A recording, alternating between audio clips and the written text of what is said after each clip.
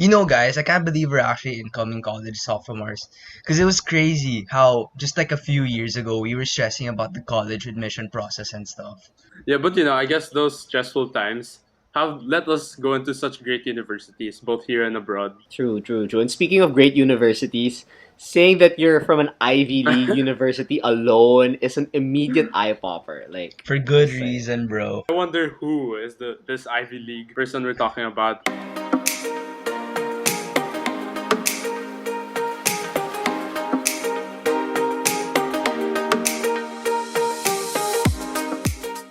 What's up, guys? Welcome to our 7th episode of 730 Podcast. So my name's Zach. And my name's Renan. And I'm Iyo, and we have the privilege today of speaking to a sophomore at the University of Pennsylvania. We're really thrilled to have her here today. Her name is Julia Ongchoco. Hi. Super silly question. How often do people mix up UPenn and Penn State? Okay, that's like a really big joke at Penn, but personally, nobody has done it yet. Actually, no. Thinking about it, the guy at immigration, the first time I got to Penn, like he did ask me about Penn State, and I was like, no, University of Pennsylvania. Yeah, so it happened like once. So I guess Julia, you're an obvious high achiever, right? And so we got you for this episode so that you could impart and give some tips, perhaps messages and motivation to people younger than us who I guess want to mirror some of your success. So with that, we hope you'll be able to answer a few questions we prepared for you. Yeah, sure. Although I want to say though, like I wouldn't say super high achieving or whatever. Like I'm pretty sure anybody who'd want to do all of the stuff that I did in high school could probably do it as well. See, I that's wouldn't another say quality what I of a did high in achiever. Humility. She has humility. So, kidding aside, quick question though.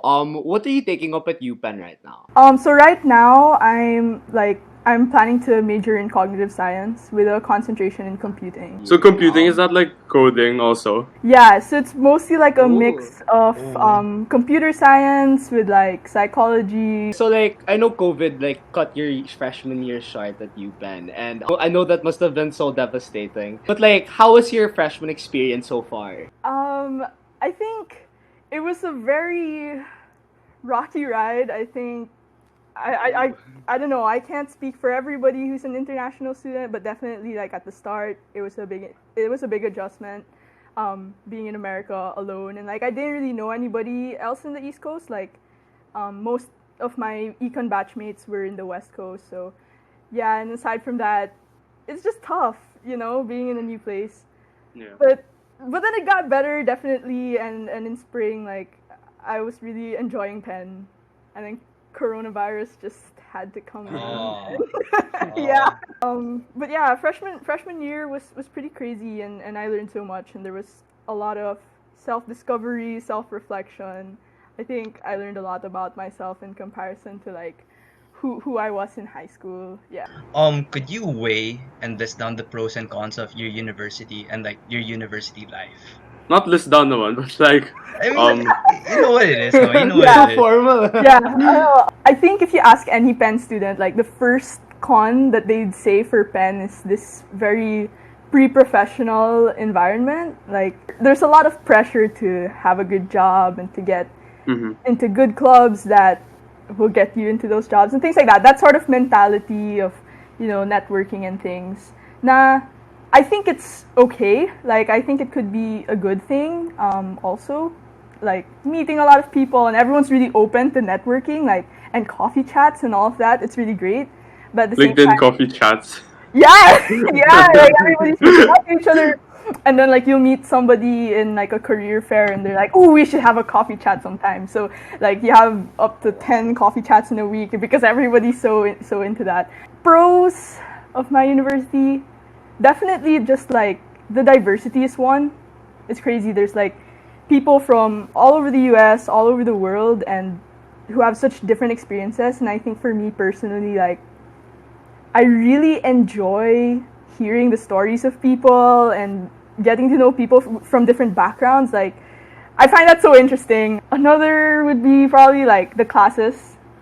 Like, okay, syempre not all classes are like great or whatever. There will always be the not so great class that you kind of skip sometimes. Like, Basically, an admission of skipping classes.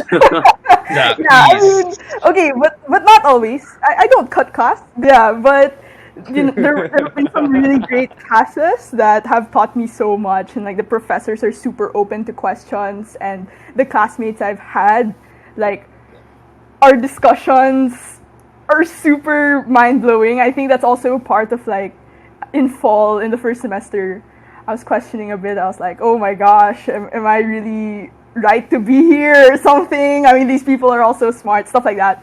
But yeah, after a while, you learn how to carry those conversations as well. And Yeah, I guess you're able to like touch on a bit of how prestigious an Ivy League university is, because I guess for some of some people out there, it's not good enough to get into a college overseas. It's because they have a dream, right, of getting into an Ivy League university or a prestigious university. So maybe can you talk about like what steps did you take in high school that you took so that you're able to get into a prestigious university? okay, actually, like I'm currently working on an online conference. It's like with camp, so college admissions mentors for peers, which helps high school students with that. So anybody who would be interested should definitely look that up. We're doing an online conference, and it's about to end. So yeah. But personally, what steps I took, aside from the usual stuff like SATs, writing your essays, all of that, like I was actually kind of late to it. Like I took the SAT May before my senior year, and yeah, I only decided pretty late that oh yes, I'm sure studying abroad is definitely what I want to do.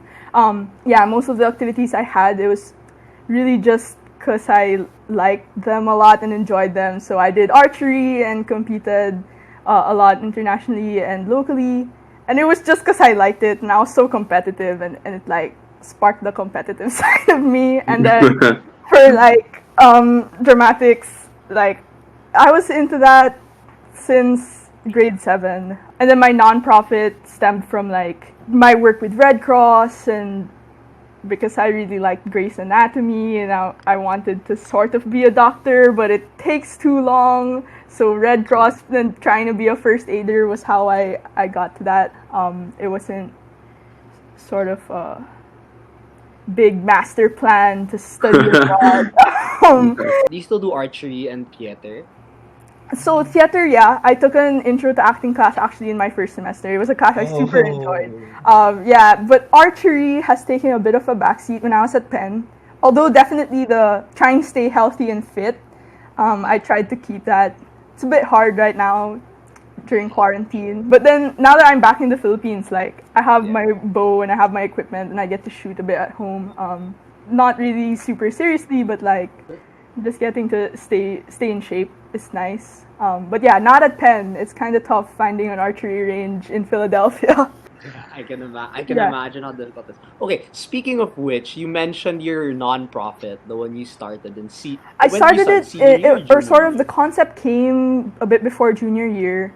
Yeah, but the actual like launch and the word getting around about it was a bit before senior year. Yeah. Is it just you work on it, or do you have like a team? So I had a team, and then a bit of my brother's help in terms of coding the website. So I tried to code it at first, and yeah, I couldn't code what I was imagining, and it was so frustrating to me. So I was like, okay, I'm just gonna ask for someone's help already. So guys, if you don't know, Julia has a project called givelife.ph.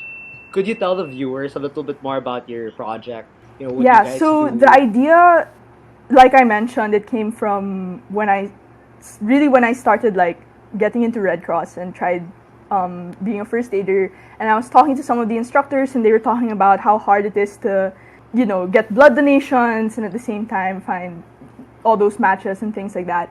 And then it also came sort of from archery and wanting to help people get like equipment that they needed because it's so expensive. It all just like came together. And then what really flipped the switch was when my dad mentioned, because he's a part of Rotary Club, he mentioned that they had this project and there were 100 wheelchairs and they didn't really get donated to anyone. Like they were there, but they didn't find any beneficiaries. And I found that so crazy and so frustrating because there are so many people in the Philippines who probably need that.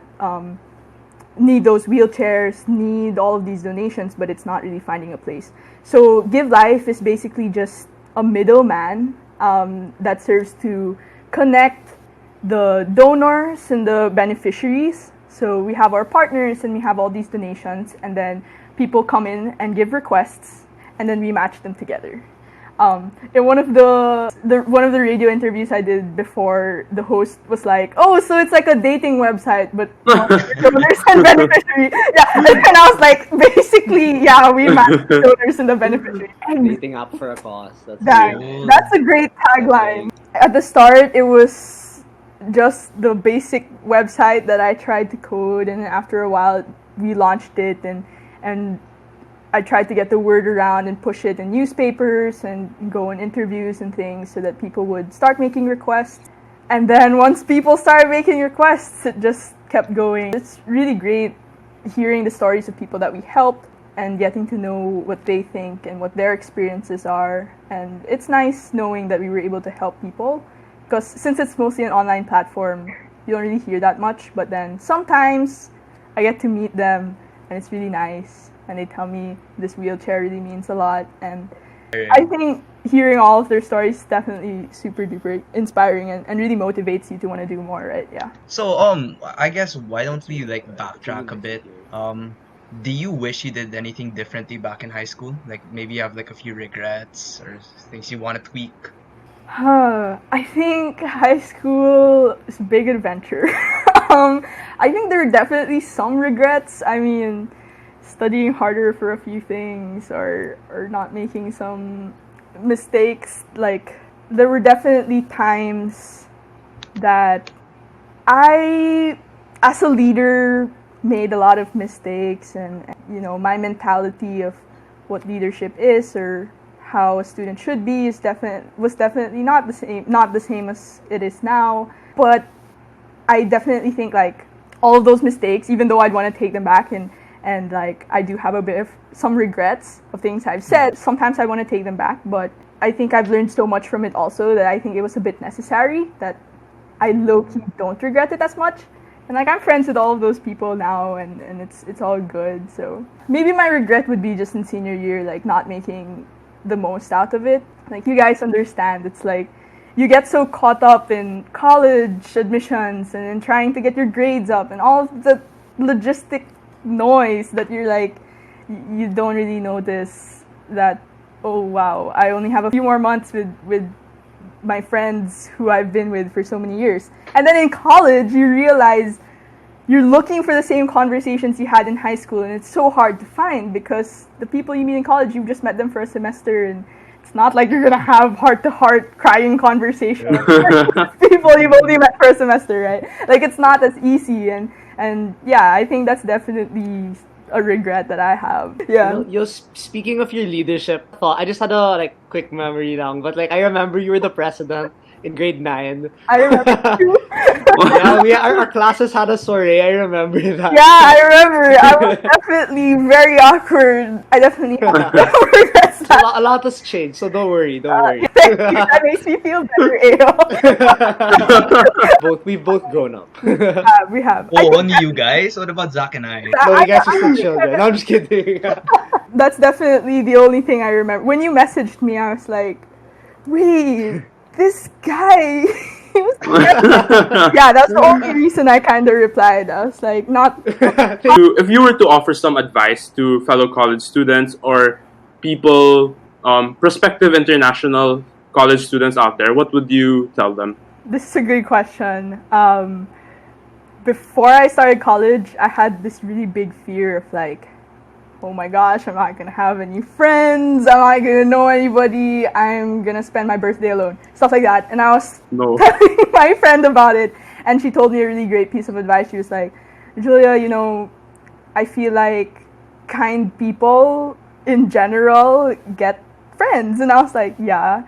And she said, so I think if you just stay a good person and you're just nice to people, I think you'll have friends. And it's such a simple answer, but I think when you're going crazy and when you're worrying so much, like, you fail to think about that type of stuff. That, you know, if you're who you are and you're nice to people and you stick to your values, you'll eventually find a group of people who think the same way and who are also nice and who have the same interests as you.